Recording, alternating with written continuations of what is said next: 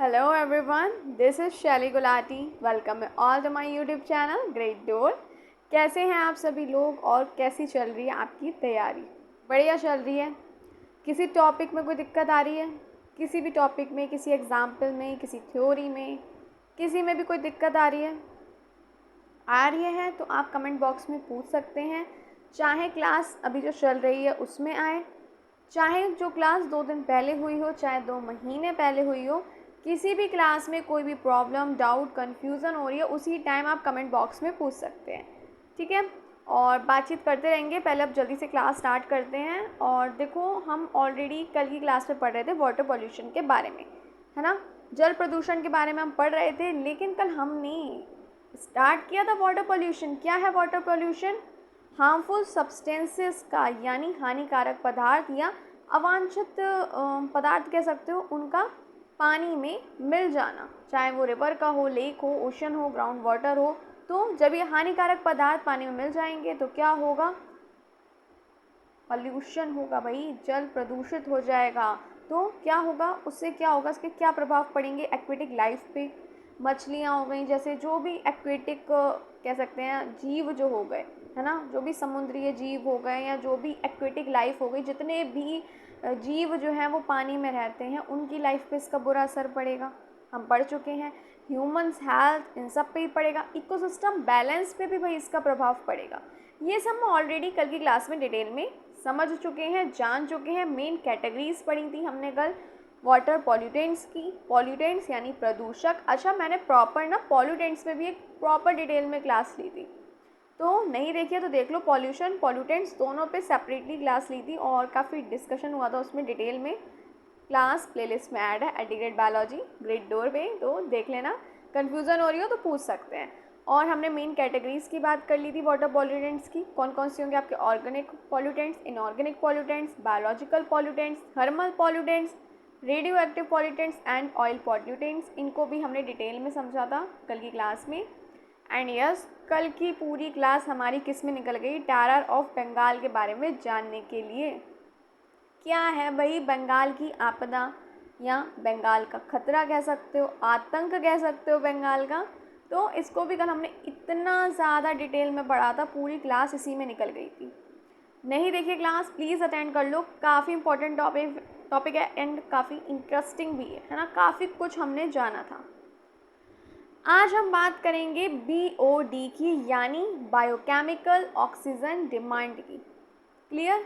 चलो जल्दी से कॉपी पेन लेके बैठ जाओ। नोट्स प्लीज़ साथ साथ बनाते चलना, अदरवाइज़ प्रॉब्लम तो होगी ही, आप जानते ही हैं। सिलेबस बहुत सारा है, ऑलरेडी बहुत सारा सिलेबस है, तो हमें सब कवर अप करना है, तो नोट्स बनाते चलो साथ साथ। तो हमारा बायोकेमिकल ऑक्सीजन डिमांड BOD काफ़ी इंपॉर्टेंट है, तो चलो जल्दी से देखते हैं। सबसे पहले इसको देख लेते हैं हिंदी में हम क्या कहेंगे। तो इसको हम कहेंगे जैव। बायो को जैव बोलते हैं, आप जानते ही होंगे। केमिकल यानी जैव, रासायनिक। इतनी टाइम से हम बायोलॉजी पढ़ रहे हैं ना, क्लासेस ले रहे हैं कि अब केमिकल तो सबको याद ही हो गया होगा हिंदी में क्या कहते हैं। ऑक्सीजन डिमांड, डिमांड को मांग कहते हैं, ये आप लोग जानते ही होंगे। ऑक्सीजन डिमांड यानी आपकी हो गई मांग। क्या है बायोकेमिकल ऑक्सीजन डिमांड यानी आपका BOD? ये क्या है? किसी जल में उपस्थित एरोबिक माइक्रोब्स को डिकम्पोज करने के लिए, मैटर को, ऑर्गेनिक मैटर को डिकम्पोज करने के लिए एरोबिक माइक्रोब्स को जितने भी ऑक्सीजन की मात्रा की ज़रूरत होती है, वही है आपका BOD यानी बायोकेमिकल ऑक्सीजन डिमांड। समझ आया? फिर से बताऊं या नहीं? किसी जल में उपस्थित एरोबिक माइक्रोब्स को डिकम्पोज करने के लिए ऑर्गेनिक मैटर को जितनी भी ऑक्सीजन की मात्रा की ज़रूरत होती है, वही है आपका BOD यानी बायोकेमिकल ऑक्सीजन डिमांड।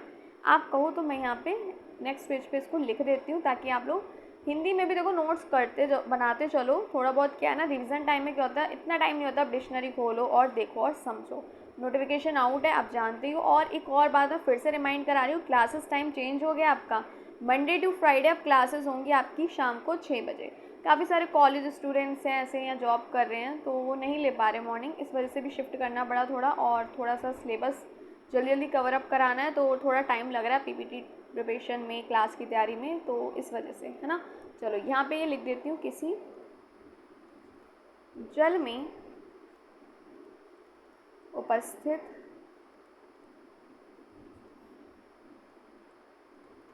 सजीव अपशिष्ट को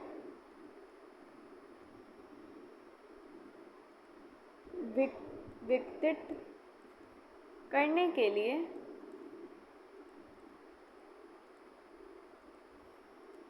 सूक्ष्म जीवों को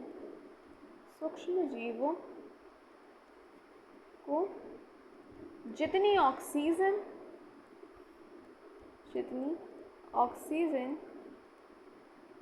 चाहिए वो है आपका क्या, BOD, वही कहलाती है आपकी क्या, BOD, यानी बायोकेमिकल ऑक्सीजन डिमांड। किसी जल में उपस्थित सजीव अपशिष्ट को डिकम्पोज करने के लिए, विघटित करने के लिए सूक्ष्म जीवों को जितनी ऑक्सीजन चाहिए वही है क्या, आपकी BOD। इसकी यूनिट होगी क्या, mg पर लीटर, मिलीग्राम पर लीटर। जितना ज़्यादा BOD होगा उतना ही ज़्यादा क्या होगा, पॉल्यूशन होगा, मोर ऑर्गेनिक वेस्ट, यानी आपका मोर पॉल्यूशन। जितना अधिक होगी आपकी BOD उतना ही क्या होगा, जो प्रदूषण है आपका, पॉल्यूशन है, वो अधिक होगा। जैसे कि अगर साफ़ वाटर है, क्लीन वाटर है ना, तो BOD क्या होगी, 1 मिलीग्राम पर लीटर से कम होगी, और अगर पानी प्रदूषित है ना, पॉल्यूटेड वाटर है, तो आपका BOD होगा 5 मिलीग्राम पर लीटर से ज़्यादा। क्लियर है, इतनी बात समझ आ गई या नहीं आई, चलो बताओ जल्दी से बताओ, इतनी बात समझ आ गई, कोई दिक्कत परेशानी है तो बताओ। Important for assessing organic pollution levels in water, इसका मतलब क्या हुआ, क्या समझ आ रहा है आपको इससे, important for assessing organic pollution levels in water, इसको मैं अच्छा इरेज कर रही हूँ। इसका क्या समझ आ रहा है आपको, मतलब क्या हुआ, देखो जल में जैविक प्रदूषण यानी आपका ऑर्गेनिक पॉल्यूशन, उसका जो लेवल है यानी उसका क्या है, जो स्तर है, जल में जैविक प्रदूषण के स्तर का आकलन करने के लिए महत्वपूर्ण का आकलन करने के लिए महत्वपूर्ण है ये जो BOD है।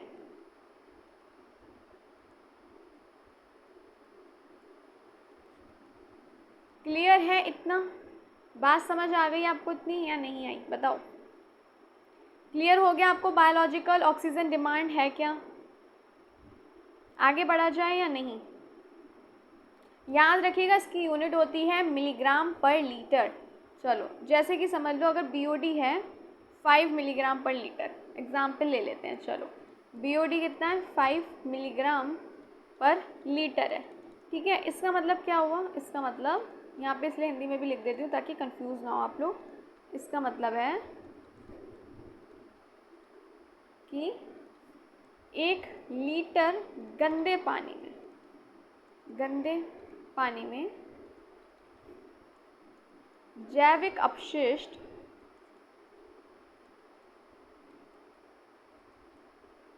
को विघटित करने के लिए, डिकम्पोज करने के लिए, विघटित करने के लिए 5 मिलीग्राम ऑक्सीजन की ज़रूरत है। 5 मिलीग्राम ऑक्सीजन की ज़रूरत है।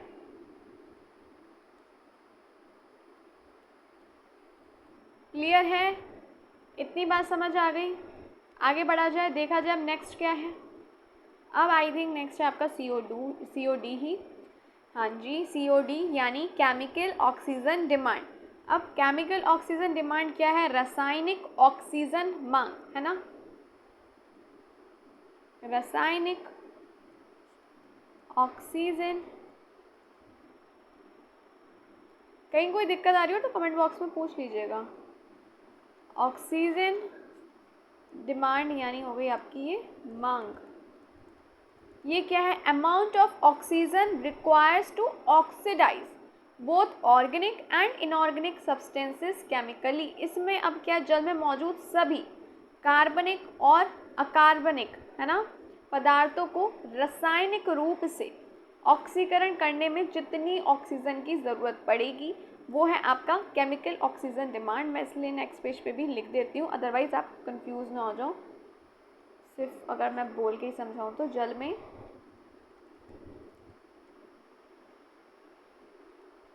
में मौजूद सभी, चाहे वो ऑर्गेनिक हो चाहे वो इनऑर्गेनिक हो, है ना, यानी हम कह सकते हैं कार्बनिक और अकार्बनिक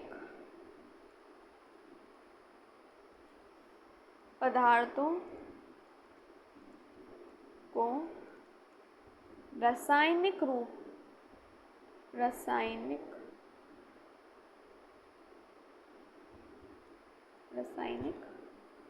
रूप से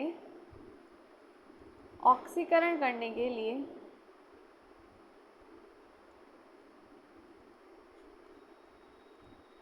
करने में कह सकते हो जितनी ऑक्सीजन चाहिए,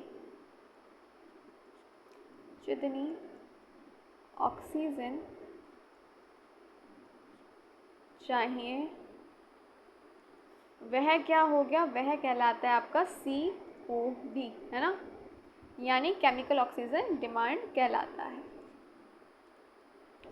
क्लियर है? बताओ जल्दी, इतनी बात क्लियर हो गई?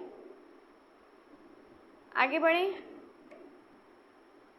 क्लियर हो गई ना इतनी चीज़? क्या है, इसको मापा जाता है, मेज़र किया जाता है यूजिंग स्ट्रॉन्ग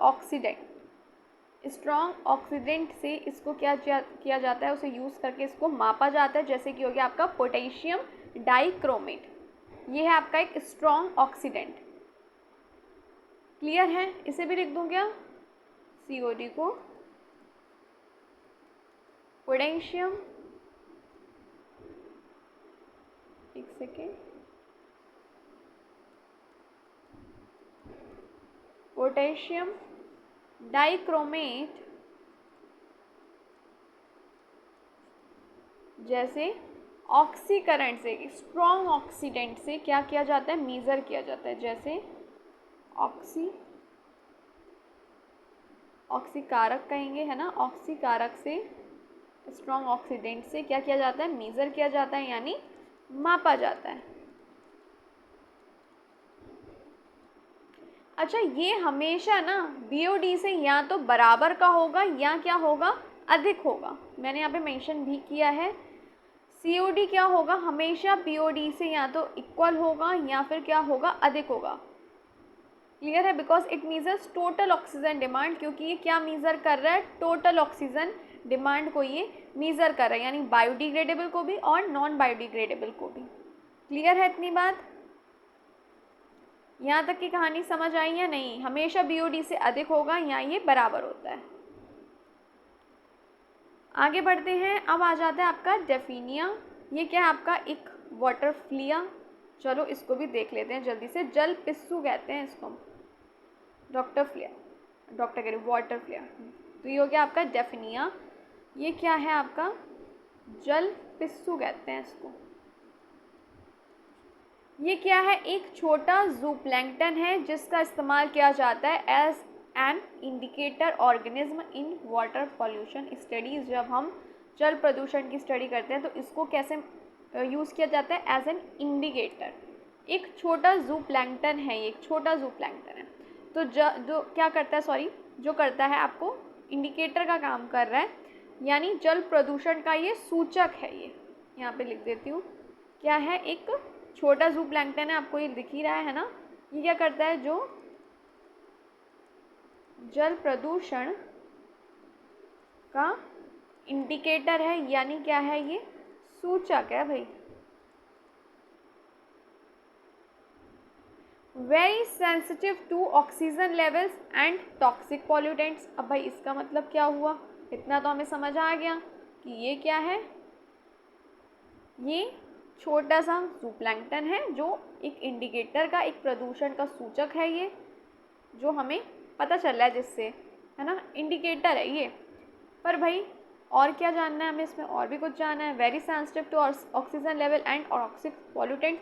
अब इसका मतलब क्या हुआ, चलो देख लेते हैं।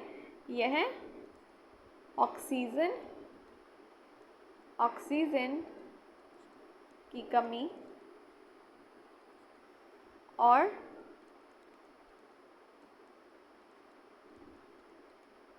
विषैले पदार्थों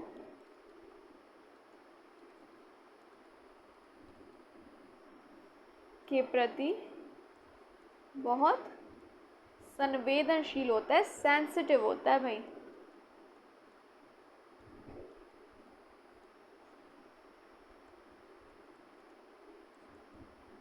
इतनी बात समझ आई। ये ऑक्सीजन की जो कमी है और जो विषैले पदार्थ हैं उनके प्रति क्या होता है, बहुत सेंसिटिव होता है, संवेदनशील होता है।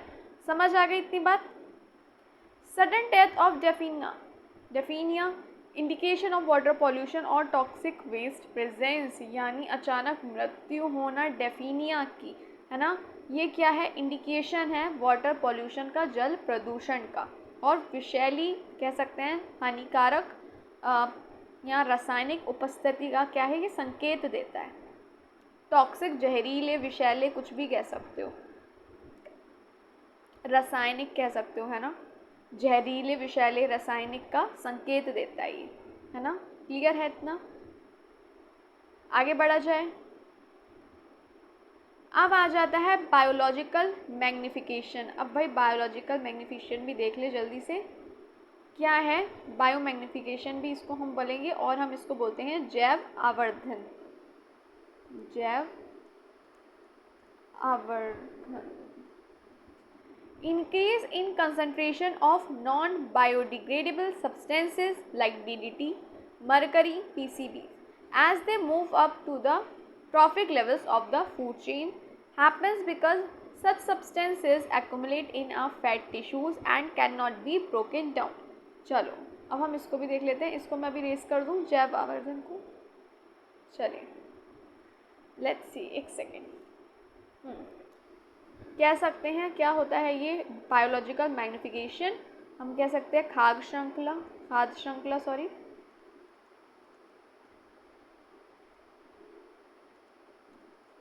खाद्य श्रृंखला में, फूड चेन में, यानी ट्रॉफिक लेवल की बात हो रही है ना, धीरे धीरे ऊपर जा रहे हैं। खाद्य श्रृंखला में ऊपर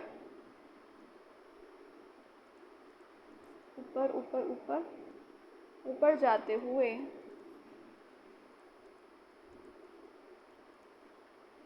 अविघटनीय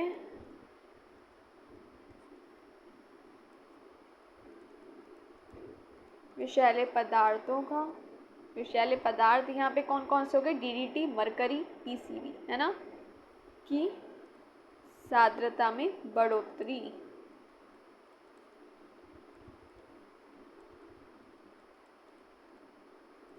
क्लियर है या नहीं। ये जो होता है ना, ये जो सब्सटेंस होगा, ये क्या होगा, ये पदार्थ फैट टिश्यू में जमा होता है। ये जो पदार्थ है फैट टिश्यू में जमा होता है। ये पदार्थ वसा उत्क्रों कह सकते हैं इसको, यानी आपके फैट टिश्यूज में जमा होता है और शरीर इन्हें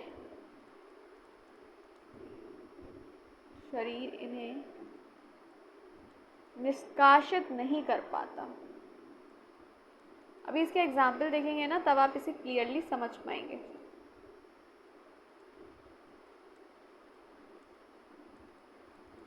इसे नोट करो, फिर हम देखते हैं। जो टॉप कंज्यूमर्स होते हैं ना, उसमें इसकी मात्रा सबसे ज़्यादा होती है, सबसे अधिक होती है। जो भी टॉप कंज्यूमर्स होते हैं, जैसे इंसान हो गया, है ना, शिकारी पक्षी हो गया, इसमें इसकी मात्रा क्या होगी, सबसे अधिक होगी। लिख दो यहाँ पे, जो टॉप कंज्यूमर्स हो गए यानी आपके शीर्ष उपभोक्ता कहेंगे, जैसे ह्यूमंस हो गए, इंसान हो गए, और शिकारी हो गए, शिकारी पक्षी हो गए, मतलब इसकी मात्रा सबसे अधिक होगी, इसकी मात्रा सबसे अधिक होती है। नोट कर लीजिए, शायद मैंने मेंशन भी किया होगा इंग्लिश वालों, आपको भी दिखाती हूँ, नोट कर लें पहले हिंदी लर्नर्स, देन मैं बताती हूँ। देखें, चलो आगे देखूँ, किया तो होगा मैंने, हाँ देखो, top consumers have the highest concentration due to cumulative effects, यानी जो भी टॉप कंज्यूमर्स होंगे जैसे ह्यूमंस हो गए और बर्ड्स हो गए ऑफ प्रे यानी शिकारी पक्षी कह सकते हैं, इनमें सबसे ज़्यादा अधिक मात्रा होगी इसकी। जैसे कि इसका एग्जाम्पल हो गया फाइटोप्लैंक्टन, उसको कौन खा रहा है, जूप्लैंक्टन, जूप्लैंक्टन को स्मॉल फिश, स्मॉल फिश को बिग फिश, फिर उसको फिश ईटिंग बर्ड्स, तो सबसे ज़्यादा कहाँ हुआ, किस में हुआ, फिश ईटिंग बर्ड्स में। कहाँ से शुरू हुआ, 0.04 ppm DDT से स्टार्ट हुआ, और जो टॉप कंज्यूमर्स हैं वहाँ तक पहुँचते पहुँचते कितना अधिक मात्रा हो गई, 25 ppm DDT हो गया आपका। हुआ या नहीं हुआ, क्लियर हुआ या नहीं हुआ? चलो एक काम करते हैं और इजी तरीके से समझते हैं, बायोमैग्निफिकेशन आखिरकार है क्या। चलो और आसान भाषा में इसको समझने की कोशिश करते हैं, ठीक है। क्या है आपका बायोलॉजिकल मैग्निफिकेशन, और इजी में समझने की कोशिश करती हूँ और मैं आपको समझाने की कोशिश करती हूँ क्या है बायोलॉजिकल मैग्निफिकेशन। चलो एक बार आसान भाषा में और समझिए। देखो, जब कोई, लिख लो फिर समझ आ जाएगा आपको ऑटोमेटिकली जब आप पढ़ोगे से, जब कोई जहरीला रसायन केमिकल, जैसे कौन सा हो गया आपका, जैसे हो गया आपका DDT, खाद्य श्रृंखला, खाद्य श्रृंखला पर, यहाँ हम कह सकते हैं खाद्य श्रृंखला, फूड चेन जो हो गई आपकी, फूड चेन में नीचे से ऊपर जाता है,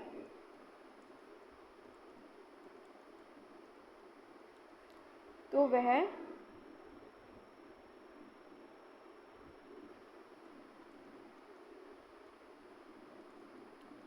हर स्तर पर बढ़ता है।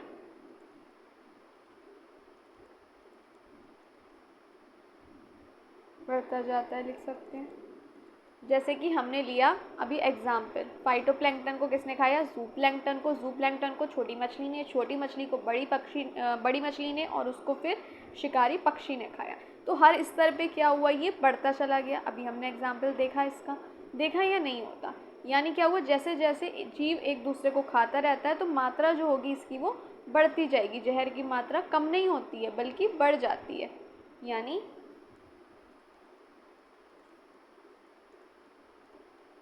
जैसे जैसे एक जीव दूसरे को, जैसे जैसे जीव दूसरे को खाता है, जो जहर की मात्रा होगी, जहर की मात्रा कम नहीं होती बल्कि क्या होती है, बढ़ जाती है, बढ़ जाती है। और इसी को हम क्या कहेंगे, इसको हम कहते हैं बायोलॉजिकल मैग्निफिकेशन या जैव आवर्धन। बायोलॉजिकल मैग्निफिकेशन, हिंदी में हम इसे कहेंगे, कह सकते हैं जैव आवर्धन। यहाँ पे ले लेते हो आवर्धन। क्लियर है, समझ आ गया, फिर से समझ लो। बायोलॉजिकल मैग्निफिकेशन क्या है? जब कोई जहरीला रसायन जो होगा वो फूड चेन में नीचे से ऊपर की तरफ जाता है, तो वो उसका जो स्तर है वो बढ़ता जाता है। जैसे जैसे एक जीव दूसरे जीव को खाएगा, जहर की मात्रा कम नहीं होती बल्कि क्या होती है, बढ़ जाती है, और इसको ही हम कहते हैं बायोलॉजिकल मैग्निफिकेशन, या हम इसे कह सकते हैं जैव आवर्धन। क्लियर है? यानी इसका एग्जाम्पल हम देख चुके हैं, जैसे फाइटोप्लैंक्टन, उसको जूप्लैंक्टन खाएगा, जूप्लैंक्टन को स्मॉल फिश को बड़ी वाली मछली, आपकी बिग फिश, देन उसको शिकारी पक्षी, बर्ड्स। तो धीरे धीरे क्या होगी, मात्रा बढ़ गई, और सबसे ज़्यादा किस में होगी? शिकारी पक्षी में, बर्ड में होगी। होगी या नहीं होगी? देखो सबसे नीचे था आपका फाइटोप्लैंक्टन था ना, उसमें कितना हमने एग्जाम्पल देखा, 0.04 ppm DDT था। हाँ या नहीं था? बताओ। जैसे जैसे एक जीव दूसरे जीव को खाता गया तो क्या हुआ, वह जो DDT है, DDT जो हुआ वो क्या हुआ, जमा होता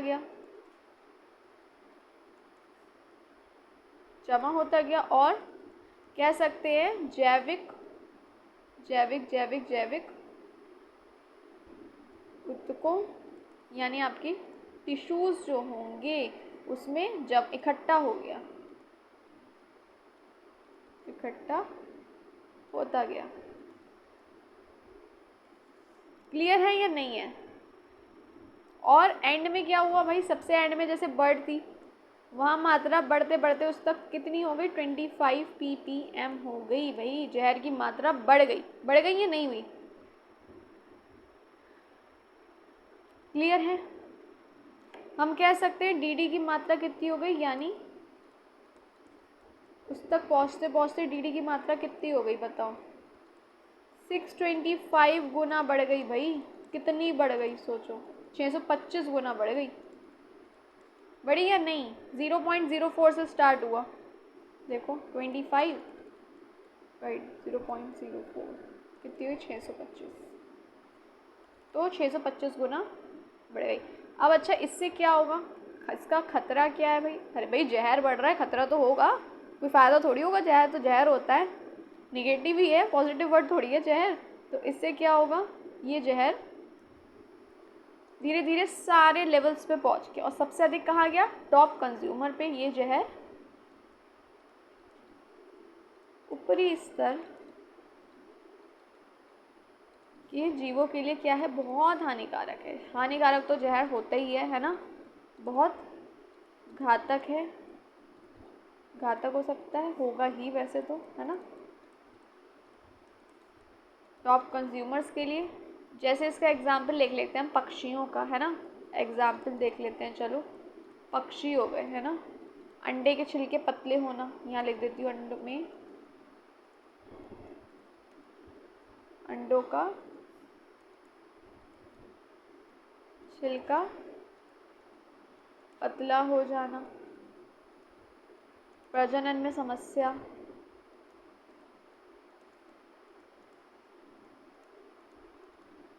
या हम कह सकते हैं मृत्यु।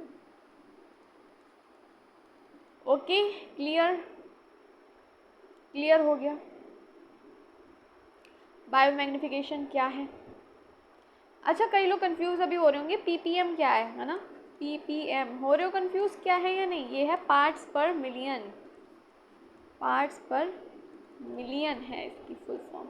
नोट करना चाहो तो कर लो, क्वेश्चन आ गया तो पता तो होनी चाहिए ना, फिर कहोगे मैम ने तो बताया ही नहीं था, ऐसे ही समझा दिया था। ppm DDT ये क्या है, पार्ट्स पर मिलियन।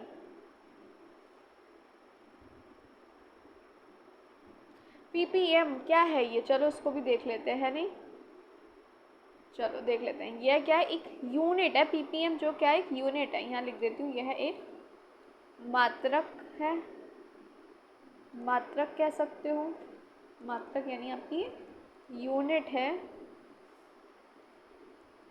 जिसका उपयोग हम करते हैं जब किसी चीज़ की कह सकते हैं कम मात्रा को मापना होता है, मात्रा को मापना होता है, यानी मीज़र करना होता है। जैसे किसी जहर हो गया है ना, जैसे किसी जहर, रसायन हो गया आपका, केमिकल, या प्रदूषक की, तब हम इसका इस्तेमाल करते हैं, है ना। यानी 10 लाख में से कितने हिस्से कह सकते हो, अभी समझ आ जाएगा। ये नोट कर लो, फिर समझाती हूँ।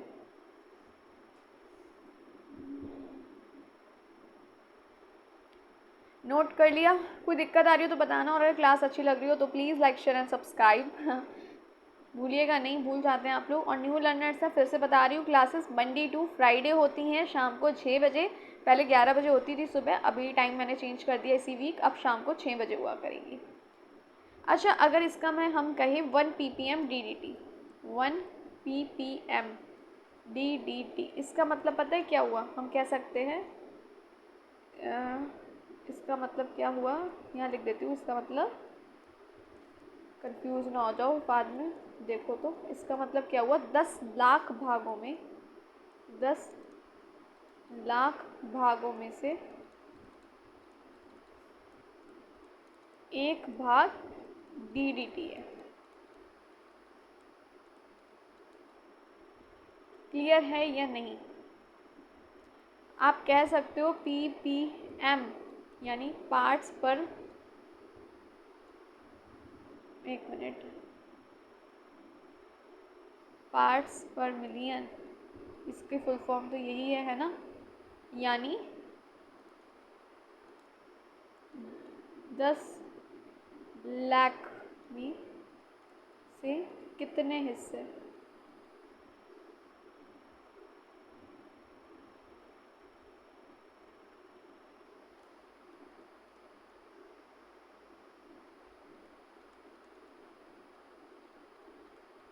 क्लियर है या नहीं है?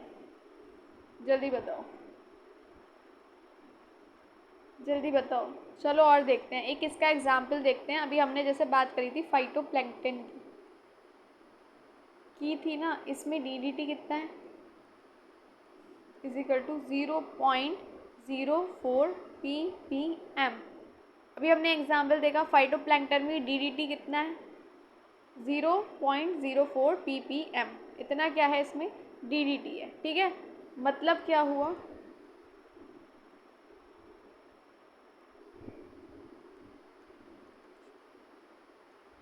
मतलब हर 10 लाख कह सकते हो, 10 लाख हिस्सों में सिर्फ 0.04 हिस्सा DDT का है।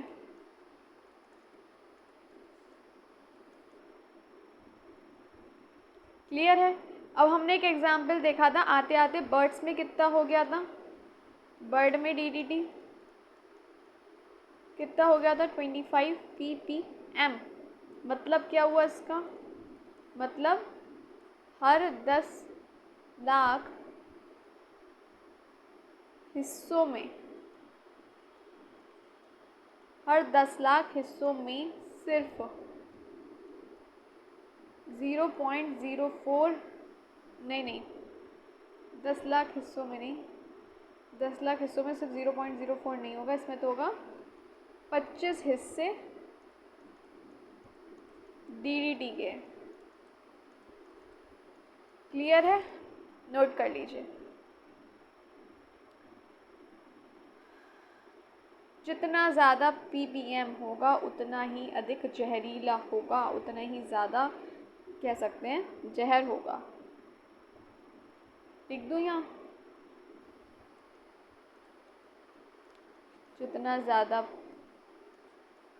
ppm होगा जहर उतना ही ज़्यादा। नोट कर लीजिए।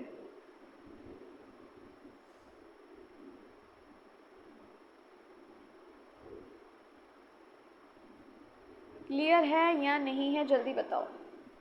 समझ आया इतना? कोई दिक्कत परेशानी है तो बताओ। चलो एग्जाम्पल और लेते हैं इसका। मान लो 10 लाख पानी की बूंदें, है ना, कितनी है, 10 लाख। क्या है आपके पास, पानी की बूंदें, वाटर ड्रॉपलेट्स, है ना। 10 लाख पानी बूंद लें, है ना, 10 लाख पानी की बूंदें लें। अगर आपको उसमें 10 लाख पानी की बूंद है, अगर उसमें आपको एक बूंद, ध्यान से सुनिएगा, एक बूंद जहर मिला, 10 लाख पानी की बूंद में अगर आपको एक बूंद जहर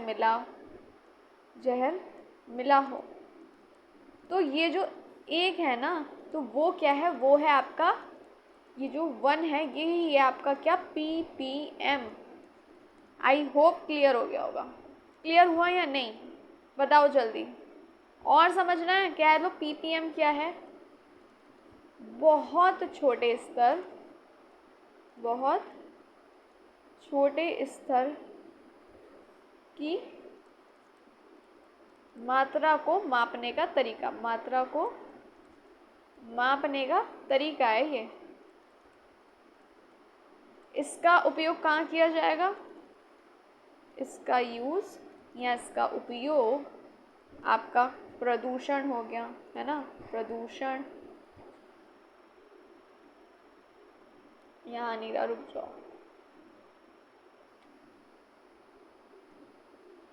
प्रदूषण और जहरीले रसायन जो हो गए आपके, केमिकल्स, टॉक्सिक केमिकल सब्सटेंसेस कह सकते हो, जहरीले रसायन और खाद्य प्रदूषकों या आदि को मापने के लिए किया जाता है।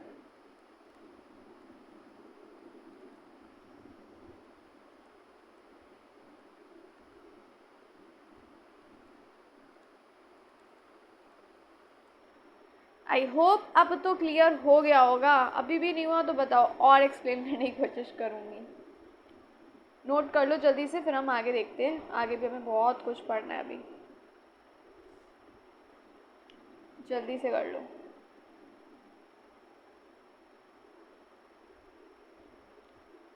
कोई दिक्कत आ रही हो तो बता देना। बढ़ा जाए आगे। नेक्स्ट आ जाता है आपका मिनामाटा डिसीज़, यानी मिनामाटा रोग।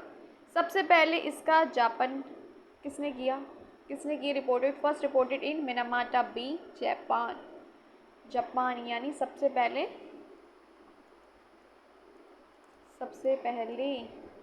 जापान के मिनामाटा खाड़ी में देखा गया था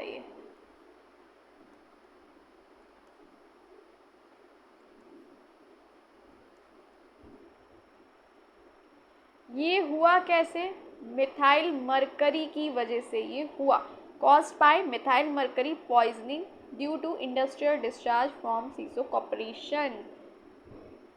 चलो देख लेते हैं चीसो कॉर्पोरेशन, आगे बढ़ जाते हैं, है ना। मिथाइल मरकरी, मिथाइल पारा हो गया, ये मरकरी है ना, मिथाइल मरकरी यानी मिथाइल पारा के प्रदूषण से हुआ ये।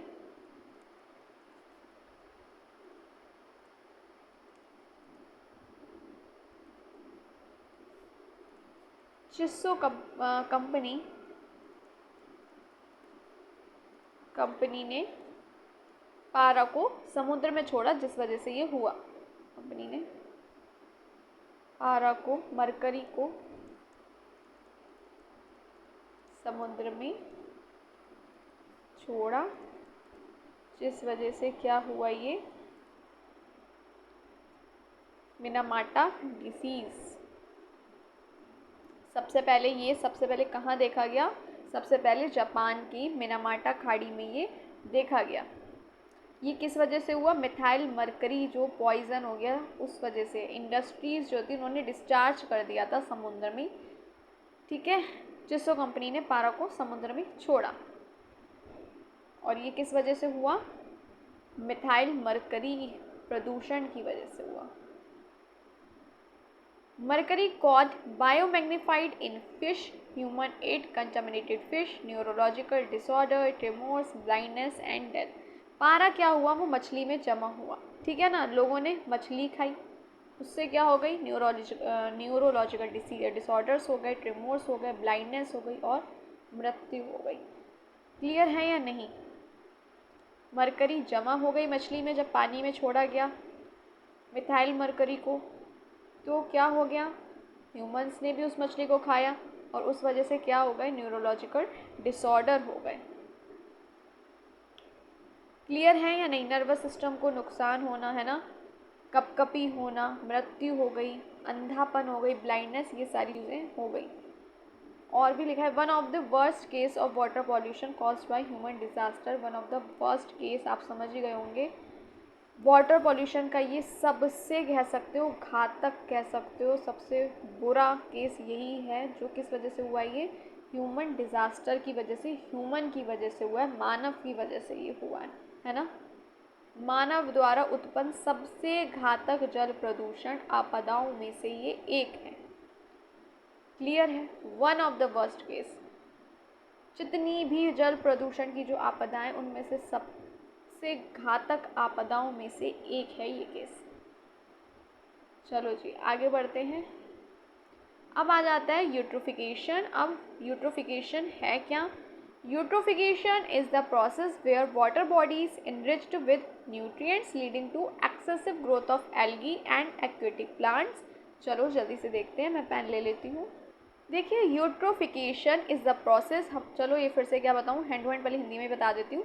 यूट्रोफिकेशन क्या है? एक ऐसी प्रक्रिया है जिसमें पानी में, वाटर बॉडीज़ में एक्चुअली, यानी जलाशय में क्या होगा, न्यूट्रिएंट्स जो होंगे, पोषक तत्व होंगे, वो अधिक मात्रा में जमा हो जाते हैं, स्पेशली कौन से, नाइट्रेट्स और फॉस्फेट। तो अधिक मात्रा में जमा हो जाते हैं, जिससे एल्गी हो गई, एक्वेटिक प्लांट्स हो गए, इनकी ग्रोथ, जो वृद्धि है, जो इनकी ग्रोथ है, वो बहुत तेज़ी से होती है। समझ आ गई बात या नहीं आई? जलाशय हो गए, वाटर बॉडीज़ हो गई, जैसे आपकी झील हो गई, तालाब हो गई।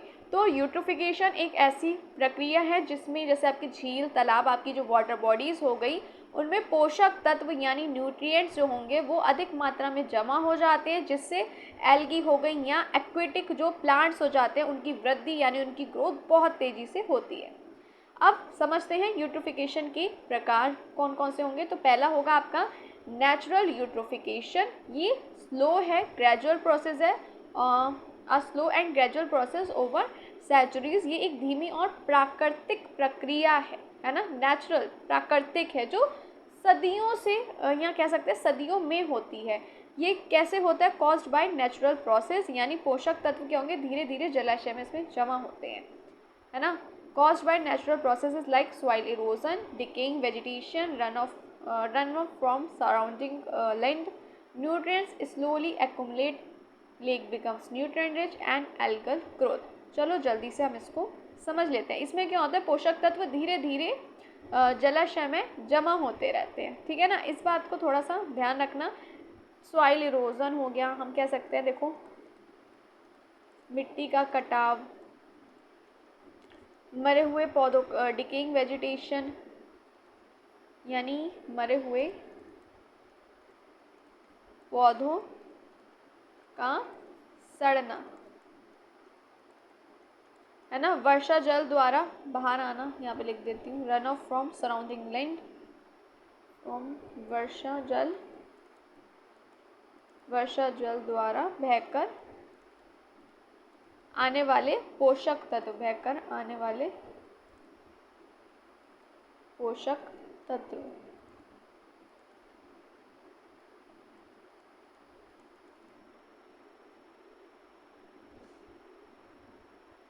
क्लियर है या नहीं है?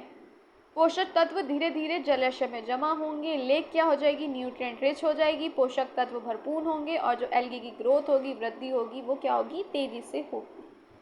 समझ आया या नहीं आया? नोट कर लो जल्दी से।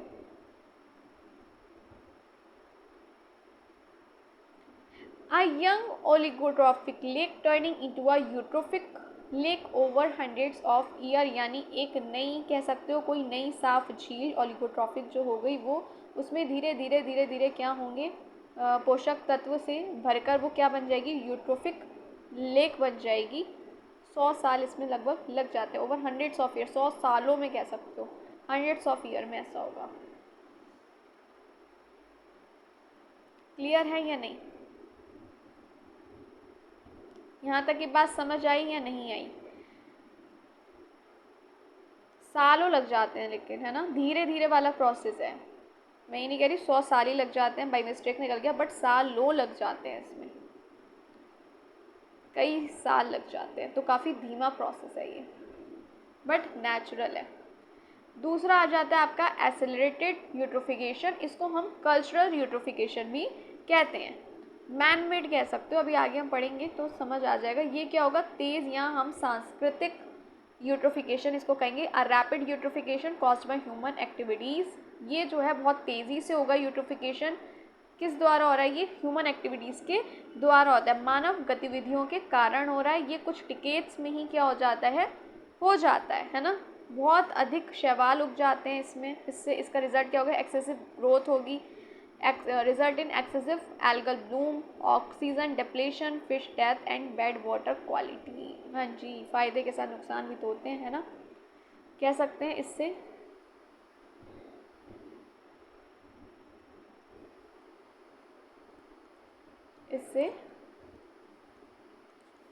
झील में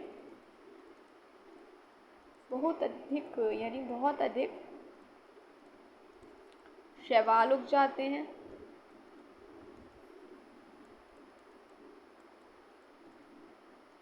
पानी की ऑक्सीजन क्या होगी, घट जाएगी, पानी की ऑक्सीजन घट जाती है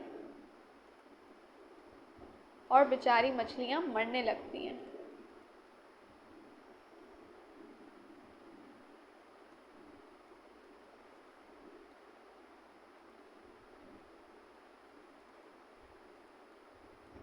क्लियर है? जल्दी बताओ, यहाँ तक नोट कर लिया? चलो आगे बढ़ें। अब किस वजह से हो रहा है, कौन सी गतिविधियां हैं, कौन सी ह्यूमन एक्टिविटीज़ हैं जिस वजह से हो रहा है आपका एसेलरेटेड यूट्रोफिकेशन? तो सबसे पहले आ जाएगा आपका डोमेस्टिक सीवेज, घरेलू नलों का पानी, उसमें फॉस्फेट्स और नाइट्रेट भरपूर होता है ना, भरपूर होगा। फिर एग्रीकल्चर रन ऑफ, इसमें आ जाएंगे आपके फर्टिलाइजर्स, जैसे कि आ जाएगा आपका NPK, है ना, कृषि से बाहर आने वाला पानी कह सकते हो, बहकर आने वाला उर्वरक, फर्टिलाइजर्स जो आएंगे कृषि से बहकर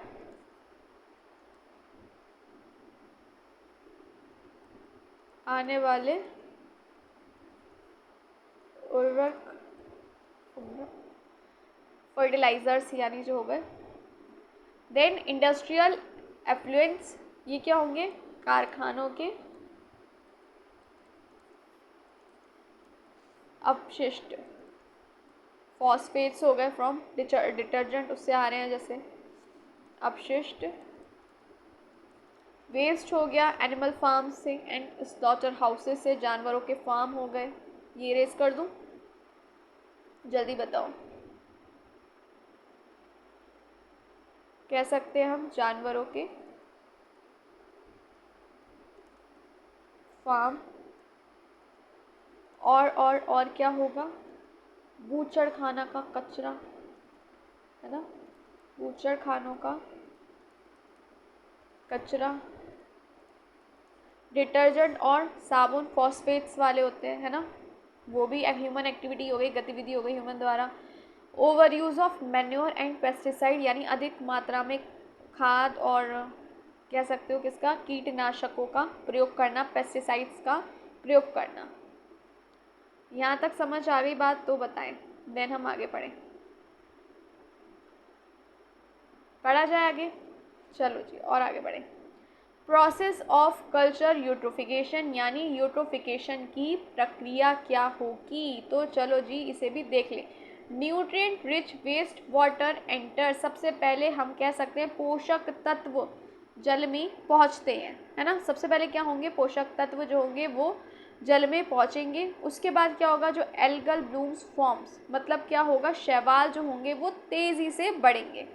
जब शैवाल तेज़ी से बढ़ेंगे तो भाई सनलाइट ब्लॉक्ड हो जाएगी और सब एक्वेटिक प्लांट्स जो होंगे वो मर जाएंगे। सूर्य का प्रकाश नहीं पहुंच पाएगा, नीचे के जो पौधे होंगे वो मर जाएंगे। अब क्या होगा भाई, डेड ऑर्गेनिक मैटर एक्यूमुलेट्स, है ना, डिकम्पोजिशन बाय बैक्टीरिया इंक्रीजेस। अब क्या होगा, जो मृत जीव होंगे, है ना, मृत जैविक पदार्थ का विघटन शुरू हो जाता है।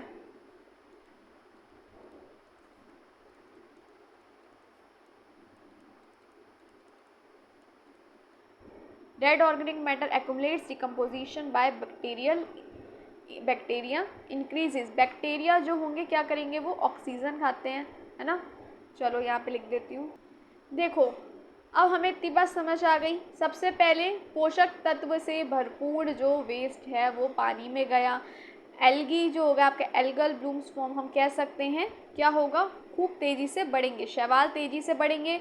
अब तेज़ी से बढ़ गए तो सनलाइट ब्लॉक हो जाएगी, सूर्य की किरणें जो होंगी नीचे पौधों तक नहीं जाएंगी और वो पौधे मर जाएंगे।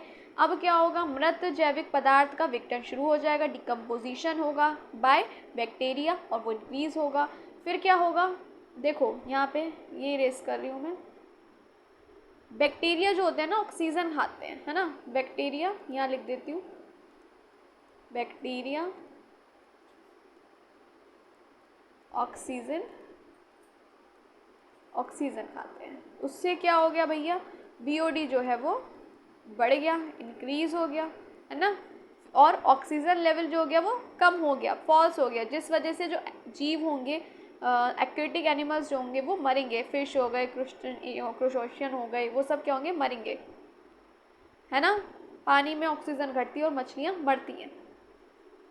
और जो पानी है वो क्या बन जाता है, बदबूदार बन जाएगा और अनुपयोगी बन जाएगा। वाटर बिकम्स फोल smelling and unfit for use. अब अनुपयोगी हो गया और बदबूदार हो गया। समझ आया, इतना समझ आ गया आप लोगों को सारी चीज़ें। इससे क्या हो रहा है भाई, एक्वेटिक एनिमल्स मर रहे हैं, आपके फिश हो गए, आपके क्रस्टेशियंस हो गए, सब मर जाएंगे और जो पानी है वो अनुपयोगी हो जाएगा और बदबूदार हो जाएगा।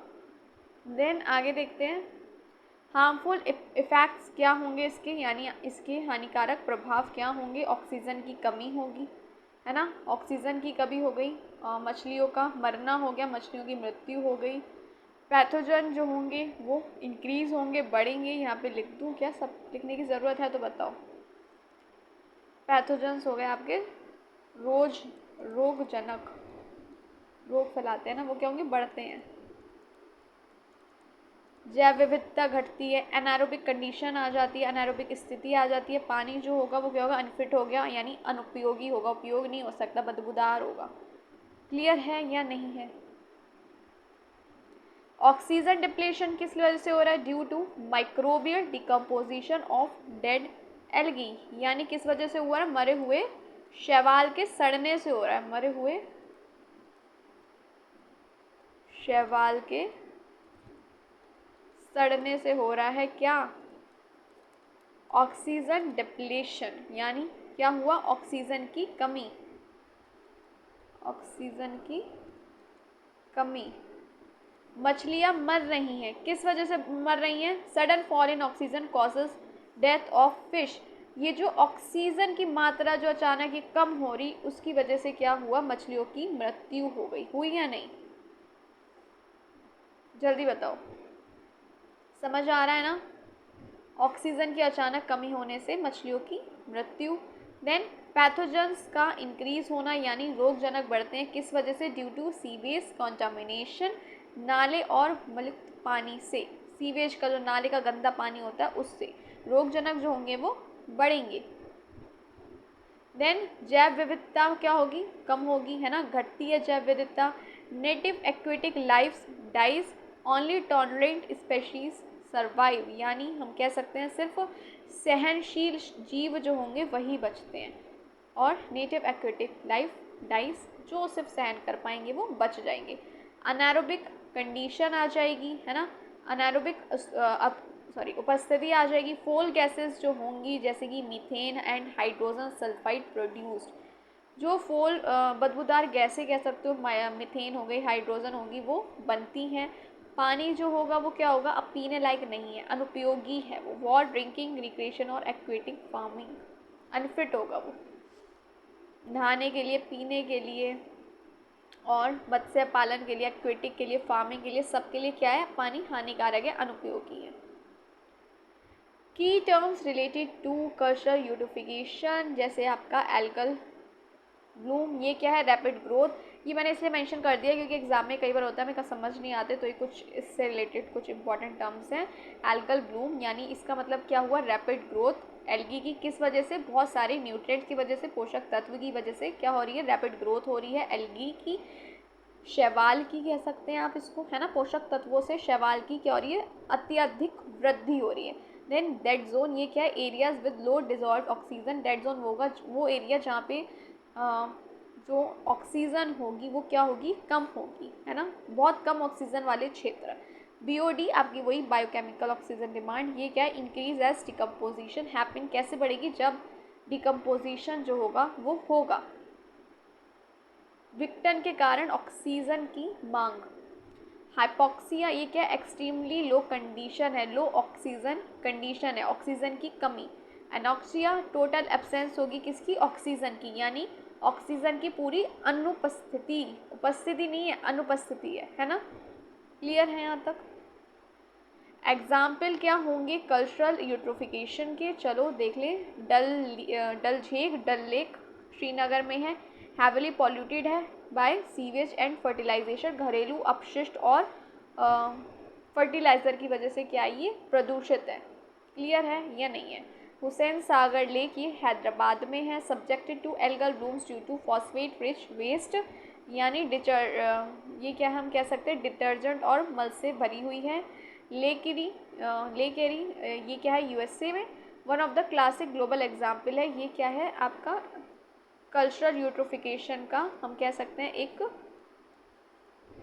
विश्व प्रसिद्ध केस है, क्लियर है, यहाँ तक की सारी बात क्लियर हो गई। एक बार और समझ लेते हैं क्या क्या है यूट्रोफिकेशन में। Enrich of water bodies, enrichment of water bodies with excess nutrients from fertilizers, sewage, detergent, यानी क्या हुआ, जब जल में, जलाशय में कह सकते हैं, वाटर बॉडीज़ में, जल निकायों में अत्यधिक पोषक तत्व भर जाते हैं, कहाँ से, फर्टिलाइज़र से, सीवेज आपका गंदा पानी, डिटर्जेंट से, तो क्या होगी, एल्गी की, शैवाल की अधिक ग्रोथ हो जाएगी, clear. Causes excessive growth of algae, algae die, decomposition uses up oxygen, aquatic life dies, water body become, यानी क्या होगा, शैवाल मरते हैं, विक्टन, देखो शैवाल मर गए, एल्गी डाइज, है ना, शैवाल बढ़ते हैं यानी एल्गी डाइज, इससे क्या होगा, जो विक्टन होगा, डिकम्पोजेज यूजेस अप ऑक्सीजन, है ना, विक्टन में ऑक्सीजन खपत होती है, ऑक्सीजन खपत होगी, डिकम्पोजिशन यूजेस अप ऑक्सीजन, यानी विक्टर में ऑक्सीजन खपत होती है। एक्वेटिक लाइफ क्या होगी, वो मर जाएगी, जलीय जीवन मर जाता है, और water bodies becomes dead zone. I hope इतना क्लियर हो गया होगा आपको, क्लियर हो गया, आगे बढ़े। मैन मेड सोर्सेज हम पढ़ चुके हैं यूट्रिफिकेशन के, सीवेज डिस्चार्ज हो गया, agriculture run off, detergent rich phosphates, industrial effluents, fish farming waste, ये सब मैन मेड रिसोर्सेज हैं, मानवीय कारण है। आपका गंदा पानी जो हो गया, सीवेज हो गया, खेतों से जो पानी आ रहा है, बहने वाला उर्वरक कह सकते हैं आप, है ना, फर्टिलाइज़र्स, डिटर्जेंट रिच फॉस्फेट हो गया आपका, फॉस्फेट युक्त डिटर्जेंट, इंडस्ट्रियल एफ्लुएंट हो गए, उद्योगों का अपशिष्ट हो गया, फिश फार्मिंग वेस्ट हो गया, मछली पालन से निकलने वाला अपशिष्ट। इसके इफेक्ट्स हम देख चुके हैं। एनारोबिक कंडीशन उपस्थिति क्या होगी, परिस्थिति क्रिएट हो जाती है, बदबूदार स्मेल आती है, मछलियाँ मर जाती हैं और जैव विविधता घटती है। आई होप आपको क्लियर हो गया होगा सब।